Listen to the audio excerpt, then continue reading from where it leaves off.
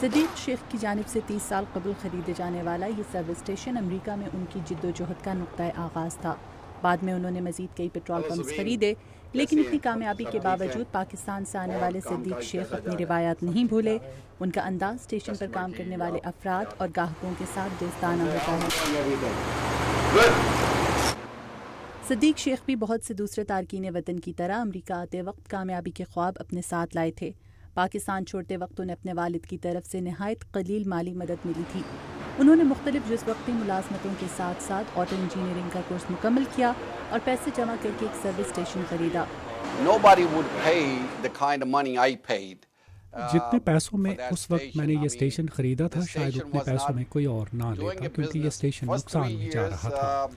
پہلے 3 سال میں نے یہاں دن رات محنت کی، صبح 5 بجے آ کر رات کو 11-12 بجے گھر جاتا تھا، لیکن بلاخر مارکیٹنگ کرنے اور کسٹمرز کے ساتھ نرم برتاؤ کرنے کے باعث میری محنت رنگ لائی اور یہ اسٹیشن کامیاب ہوا۔ امریکی ریاست ورجینیا کی Fairfax county supervisor Eileen McConnell Siddique Shah کو جانتی ہیں۔ ان کے علاقے میں کئی ملکوں کے تارکین وطن آباد ہیں اور یہ کہتی ہیں کہ سبھی افراد محنتی ہیں۔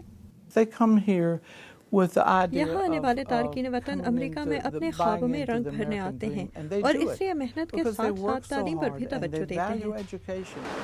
صدیق شیخ کے لیے تعلیم اور محنت دونوں رنگ لائیں۔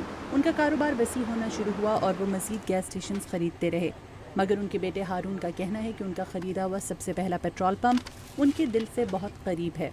اس سروس اسٹیشن پر انہوں نے اپنا خون پسینہ ایک کیا اور بالآخر انہیں ان کی محنت کا پھل ملا۔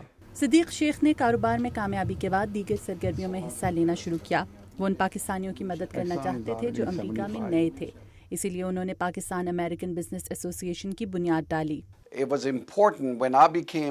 جب 1980 میں نے کاروبار کا آغاز کیا تو میں نے دیکھا کہ یہاں پر دیگر تنظیمیں اپنی کمیونٹیز کو کاروبار شروع کرنے کے گر سکھا رہی تھیں، لہٰذا میں نے ان میں شمولیت اختیار کی اور بعد میں اپنی کمیونٹی کے لیے ایسی ہی ایک تنظیم شروع کی۔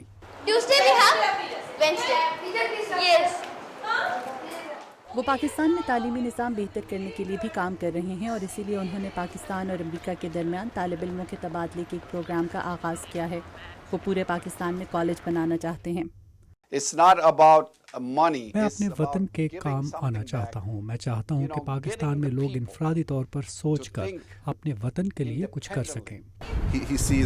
میرے والد صاحب اپنے وطن کے لوگوں کی مدد کرنے کے لیے بہت محنت کر رہے ہیں۔ وہ چاہتے ہیں کہ جس طرح لوگ یہاں زندگی گزارتے ہیں اسی طرح پاکستان میں بھی گزار سکیں۔